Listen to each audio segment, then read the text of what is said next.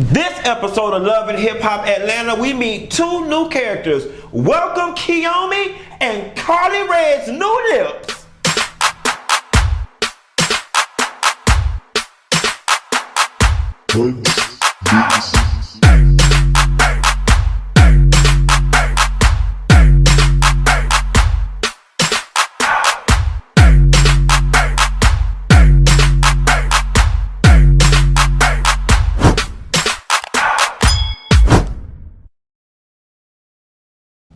Nessa girl, did you get into last night's episode of Love and Hip Hop Atlanta? I would like to welcome to the show and to the Funky Bunch, Kiyomi, aka the elevator girl that whooped Little Miss Bow Wow ass, and Karli Red and her new lips. Girl, the episode opened up with them going down to self-defense class, and is it me or was Karli Red lips fighting her face, honey? Karli, listen. Karli, all these years you've been a well-preserved, almost 50-something on this show, and we've appreciated you for what you're doing. Now listen, baby, there are two women in history that lost their damn lives fucking around with this obsession with youth. That is Joan Rivers, and that's Kanye West's mama. And then Lil' Kim done rearranged her whole face. Karli, leave your face alone. I don't know if you have any friends in your life or any real friends, but your lips look fucked up. Your lips look like two smoked sausage that you done boiled to the brink of them being about to bust. Karli Red, I would be so scared that if I kissed you right now, your lips would just explode and it'd be silicone and corona all over the damn room. You definitely need a mask because you look like if you eat a sunflower seed or a sesame seed, 2 all beef patty, special sauce, lettuce seeds, pickles, onions on a sesame seed bun. You look like if a sesame seed from a Big Mac grazed against your lip hard enough, them shit's gonna get to leaking. Like who ass that was leaking on Love and Hip Hop?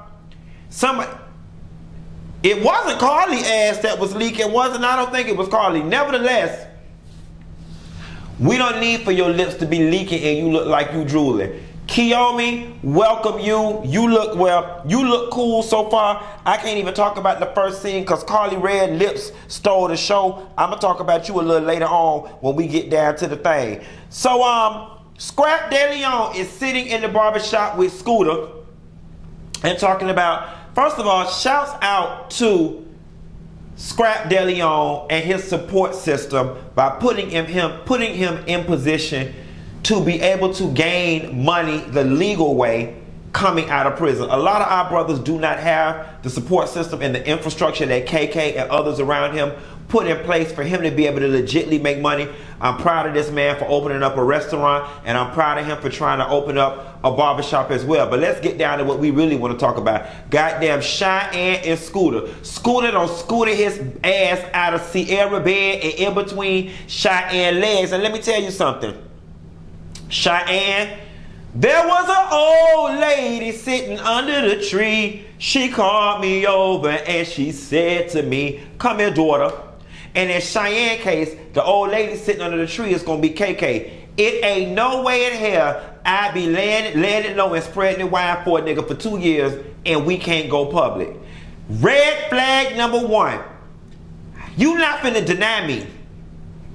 You not finna accept my coochie but deny my being. That's just not how this shit gonna work. Them two don't even go together, baby. Mary J told us a long time ago, so take me as I am or have nothing at all. It's all or nothing. And after 2 years, you're his little secret, and that's how he wanna keep it. Cheyenne, you strike me as a smart ass girl. And anybody who done been around the block a time or two would know that if a nigga into you, he want to show you off. He want to brag about you. He want everybody to know. Ain't no need to front like you still with me. All your homies know. He want all his homies to know.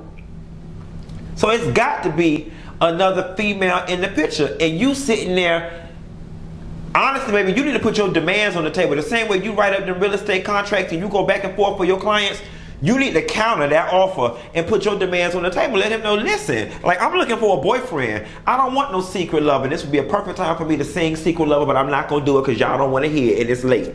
Nevertheless, you know, I'm not being nobody's secret lover after 2 years, and you're using this whole, you trying to keep it from Scrapp because Scrapp may feel some type of way as a way to calm your anxiety and your nerves about this man not claiming you. Nah, sis, it ain't got nothing to do with Scrapp. This man don't want to claim you, and we found out why. He gets down later in the episode. He ran here fool out line with Kiyomi, and then said aloud, I really like Kiyomi. She's my favorite. She the one I want to be with. If you still laying up with Scooter, letting him scoot you from the east side to the west side of Atlanta and back again, you's a damn fool. I know your feelings got to be damn hurt because my feelings was hurt for you. You just confessed and professed your love for this man, and he just flat out said on the TV that you not the one he want. That has to hurt, and I hope you realize now why your ass is the damn secret. Akbar V, you might not like me after I say what I got to say right now, but you need to grow the fuck up. To be your age, first of all, you know, I'm just finna get real gutter with it. You got too many motherfucking kids to be that goddamn immature. You got way too many kids to be that immature, and your life is too fucked up in a disarray right now for you to be inviting any extra negativity in your damn life.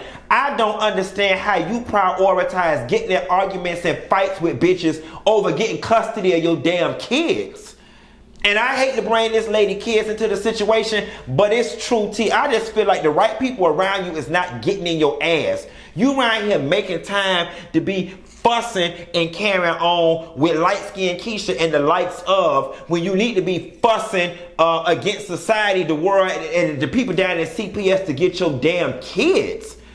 Like, I just don't have no respect for the places you put your energy. And it's starting to make me feel like maybe Akbar V was in the portable classes when she was in school. Like, something here is not connected. Like, just because you grown age-wise don't mean you grown mentally. And Akbar, you giving me real junior high school Lisa Frank. Like, sis, I wanted to give you driver's license 16-year-old tees, but you giving me real 14 home economics junior high school Lisa Frank folder trapper keeper tees. You legitimately got beef with LightSkinKeisha because this girl adopted the moniker of Queen of Atlanta for no other reason. She ain't fucked your man. She ain't said nothing about your kids. She ain't dissed you. She ain't stole nothing from you. She ain't talked reckless about you for no other reason than her saying she's the Queen of Atlanta. Now all of a sudden you mad. And Spice read the fuck out of both of y'all real proper like. Spice said both of y'all competing over who is the Queen of Miami and none of y'all got music on the charts. That's true, T. So Akbar, following your logic, I'm the Queen of Atlanta. Can I expect a diss track from you now? Is you want to fight me? And if you do, bitch, you gonna get the fight of your goddamn life. I might be thin, but I'm fast, bitch. You big, so I know you slow. Bring it on. Bring it. I'm the Queen of Atlanta. So what time can I expect my diss track? You see how trivial and stupid this shit is?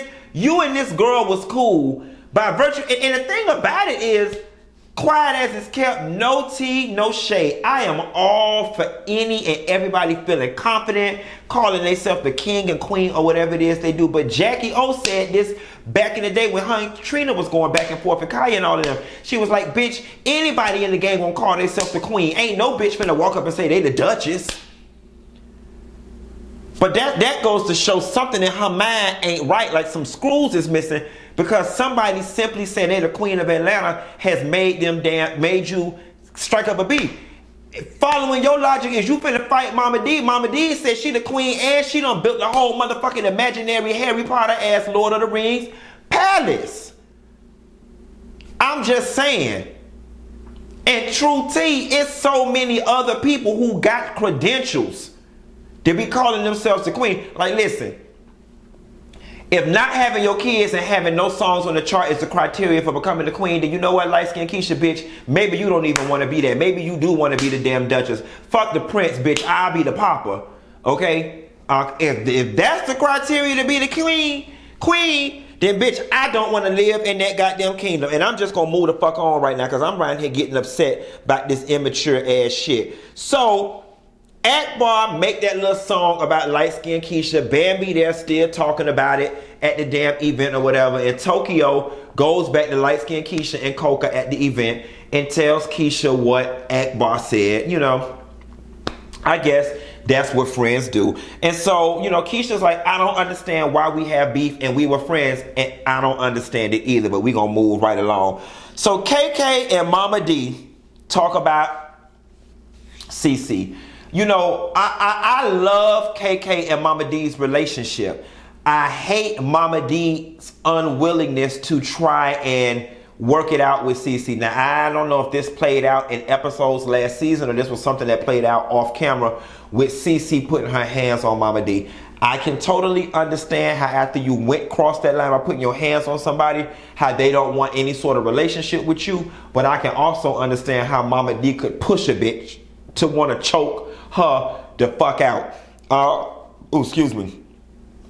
So we move on from Mama D and KK having an argument to Jock flirting with Karli and her new lips. That was real cute. I wonder how Kendra would feel. I was thinking Kendra was gonna walk through the damn door, but shout out to Jock and all his business ventures and everything he got going on. So Kiyomi and Scooter down to the damn photo shoot. You know, there's nothing new under the sun, right? Love and Hip Hop has been on long enough for us to have watched certain relationship combinations play out to know that this ain't gonna work. It won't work.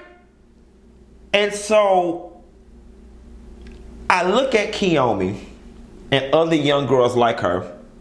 I look at Scooter's past, what he's shown us on the show, and I ask myself, what would make you voluntarily step into that line of fire? This shit already feel like it's gonna be a mess. Anybody with 2 ounces of foresight can see this is not right. And what they said, mama always knows best. When Kiyomi told Scooter her parents don't necessarily approve because of the age and his past and whatever the case may be, I am totally on board. Kiyomi, don't do it. I don't need it. I don't want it. You're not the nigga for it. Y'all don't know about that damn KC and that Mary J when they was fussing on that track. I'm not looking for no player shit. Not when everybody's trying to get with this. That's that I'm not looking. Bambi and Scrappy dinner. Lord have mercy, Jesus. I'm ashamed to even say this, but I took extreme pleasure and extreme delight in Mama D and Cece going back and forth, right? When she called that woman a big old giraffe, when she said you clean off the liquor, but as you clean off the pills, you went in my room and took my pills. Mama D said, girl, shut up, girl, you was on crack. Like, I loved every minute of it. And I know that I just got on Akbar and forgetting on LightSkinKeisha and it being immature.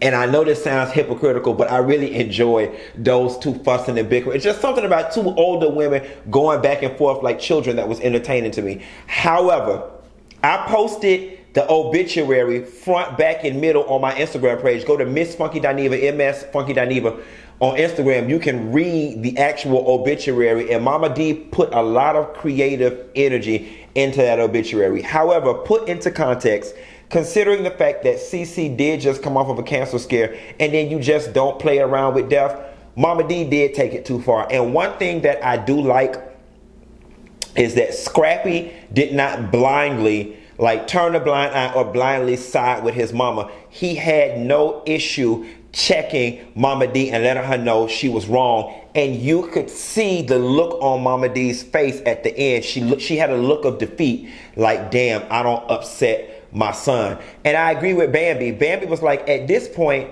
fuck Mama D and my mother reconciling. Now we've got to worry about what kind of relationship I'ma have with Mama D. And this is where Cece and Mama D both need to bend. Them not getting along is going to cause issues in Scrappy and Bambi household, because now if I'm Bambi riding in the car with Scrappy, the first thing out of my mouth is, your mama not welcome around here. And I don't want my baby going around there. Meet your mama on the street. I don't want your mama in my house. It causes those types of issues and separation, and Scrappy and Bambi don't need that. For the life of me, I'm not understanding how two women who don't live together, who actually don't have to be around each other that often, can't hold it together for these hour-long dinners they need to have. Like, there's some serious conversation that needs to be had. And unfortunately, and I hate to say this because Mama D is my friend, but it feels as if a lot of this shit is Mama D's fault. It feels like a lot of the onus rests on Mama D damn shoulders, and I hope they can get it together. KK is my kind of messy, honey. KK said, look, child, I know y'all up here at this restaurant open and serving food or whatever, but child, I saw this restaurant when he first signed the lease.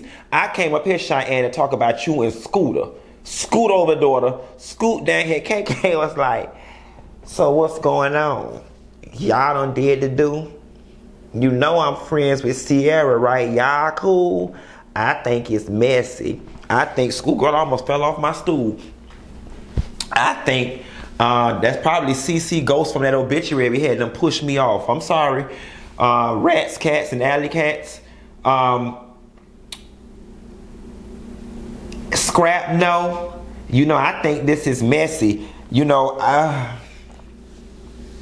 first of all, considering the fact that Scrap ass is out of jail on Keisha name, on Cheyenne name, I'm sorry, Scrap is out of jail on Cheyenne name. Cheyenne ain't got to be worried about Scrap feeling no kind of damn way about nothing. All she got to do is call his parole people and say she want to withdraw her cosign, and his ass will shut the hell up. So Cheyenne, you ain't got nothing to worry. You don't need to be worried about Scrap. You need to be worried about Scooter and Kiyomi and every other Omi out there that he damn dating. But I got a feeling that KK gonna get the shit started on the next episode. So we get to LightSkinKeisha down to the radio station, Streets, whatever it is, with Jazzy McBee and Young Jock. Shout out to Jazzy and Jock and the show over at the Streets. So Keisha doing her little interview or whatever, and then they bring Akbar up on the screen. Now I'm going to tell you something. I'm actually very proud of how Keisha handled the situation, because I'm one of the same ways. If I don't have respect for a person, or I don't deem a person on my level or worthy of my energy, I retreat. I'm not going to argue with anybody who I don't value as a worthy adversary. And Keisha was like, I'm not doing this with her. And I'm not trying to be shady by no means necessary at this point in this video, but it is just true tea.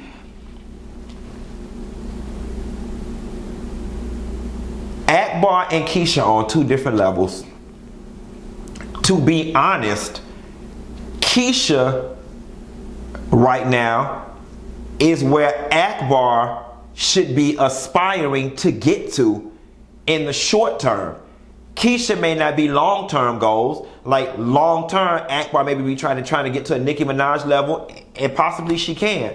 But as of now, she's doing much better than you all the way around. In her personal life, financially, and musically, yet you the queen. So I completely understand Keisha for being like, I'm not finna dignify this shit by arguing with her, because in all actuality, the beef, Akbar is the one who benefits from the beef and the press and being associated with my name, and I'm not about to give you that. Now, whether Akbar values Keisha or thinks she's that bitch, that's a whole nother conversation. But the fact remains, financially, musically, holistically, all the way around, 360, the girl is in a better position than you are. I don't blame her for walking out. As far as her feeling ambushed, Jock, y'all did ambush that girl. Y'all did ambush Keisha, and I don't blame her for being upset, but I'm gonna say this, Keisha. Now, you smelling yourself a little bit. Don't act like your ass is bigger than the platform. This it for me in love and hip hop. Fuck that. Don't act like you bigger than the platform. Cause I didn't know who you was until 2 episodes ago. Let's not act like this platform is not a great springboard for you. Yeah, they know your ass around Atlanta. Yeah, them young 20-somethings know you on YouTube. That's it. Please don't get a false sense or overinflated sense of popularity and fame. Again, I and many people along with me did not know who your ass was until this season of Love and Hip Hop. And another thing, you need to drop that light skin part and just go by Keisha, because bitch, you brown. Caramel complected. And I'm gonna say this for another video, I don't like it. Like off rip with what we go through in our community with colorism, just you having a stage name LightSkinKeisha.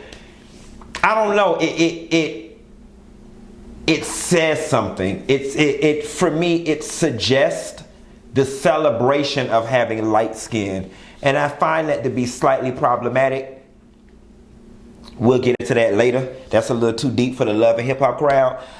You know, a lot of the girls don't have the range to have that conversation, so I'll make that on a whole nother separate video.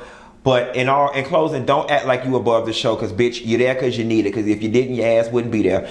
Y'all, that's all I got. Ain't got no more. Love and Hip Hop Atlanta's being consistent. They're bringing us what we need and giving us what we want. Y'all be sure to like and subscribe, and I'm finna eat the last of this rib dinner I cooked yesterday, and I'll call y'all hoes later. Bah.